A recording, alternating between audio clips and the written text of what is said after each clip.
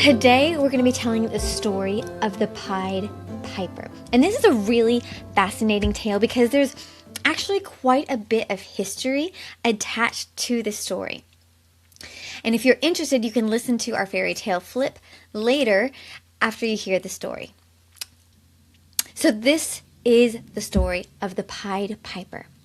In medieval Germany, 1284, Hamelin is an idyllic town to live in. It's quaint. It's small. There are lovely people who live here. Children play on the streets. Bakers are baking bread. Vendors are selling their wares. And everyone is happy until there is a massive challenge that the town just does not know how to deal with it. They have an infestation of rats. So many rats. The rats are crawling along the walls. They're climbing on the roofs. They're sliding into the baby cradle. They're licking soup out of the spoon from the ladle of the soup. And most importantly, the rats are eating food. They are eating the stores that are put aside for winter because in the harsh winters, when there's no fresh food to eat, they have to rely on what they have stored and saved throughout the good seasons in the wintertime. But if the rats spoil all of that food or they eat it all, then the people will basically just starve to death. And so they have to do something about this rat infestation. The mayor calls a meeting and he says, "Hear ye, who can fix our rat problem? I will pay a great sum to anyone who can get rid of these rats." All of the townspeople are silent because not a single one of them knows how to deal with it. But a stranger walks in through the gates. He is wearing a pied coat, a colorful coat. In fact, he is dressed in an entirely foreign-looking outfit. His skin is sun-kissed. His hair is light and his eyes are twinkling. And from his wrist is a scarf holding a pipe. And he raises his hand and he says, "I can help you with your rat problem. How much, my good sir, will you pay me to get rid of your rats?" And all of the eyes suddenly turn on this stranger, curious about where he even came from. The mayor, who is a little unsure but knows that he has to fix this, says, "What is it that you request?" And he says, "I would like to take as much gold as I can carry out." And the mayor says, "Done. If you can get rid of all of our rats, that is your payment." And so the piper nods his head, and he walks out into the town square. He puts his pipe to his lips and begins to play a little diddle. But this music is different than any of the music that any of the townspeople have ever heard before. It's enchanting. It's spellbinding. And not only are all of the townspeople eyes on him, but all of the eyes of the rats are on him as well. And they start to come out of their little crevices, out of their little holes, out of their nests that they've been building in the hidden corners of this town. And they're kind of dancing to the music that has them in a spellbound trance.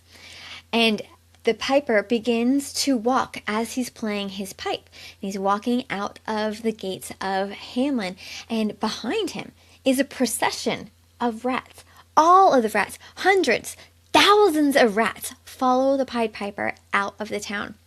And he walks all the way to the river where the rats climb into the river, and they're washed away by the quick-moving current. And it happens quite quickly. And so he comes back into town, and there's no rats to be seen anywhere. And he goes back to the mayor, and he says, "I have gotten rid of all of your rats. Now I would like my payment." Now the mayor is absolutely dumbfounded. what just happened? He cannot believe his eyes, and he cannot believe how easy it was. In fact, he's kind of mad. He's mad at how easy this Pied Piper was able to get rid of all of these rats. And so his face turns really red, and he becomes really consternated, and he refuses to pay the Pied Piper. He says, "That was entirely too easy. I will not pay you for 5 minutes worth of work. Someone else in this town could have done that for free. Go away with you."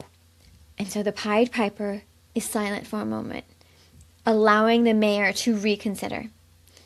And when the mayor does not come back, he says, "Are you sure you want to break your promise with me?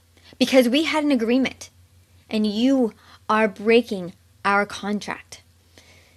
And the mayor scoffs. He is indignant. He cannot believe this Pied Piper is asking him for money after he did so little, except for just play a little song. And the mayor says, "Of course not. I am not paying you a dime." And so the Pied Piper shakes his head, and he walks out of the town. The next day is a national holiday. It is a feast day, and all of the villagers are happily celebrating.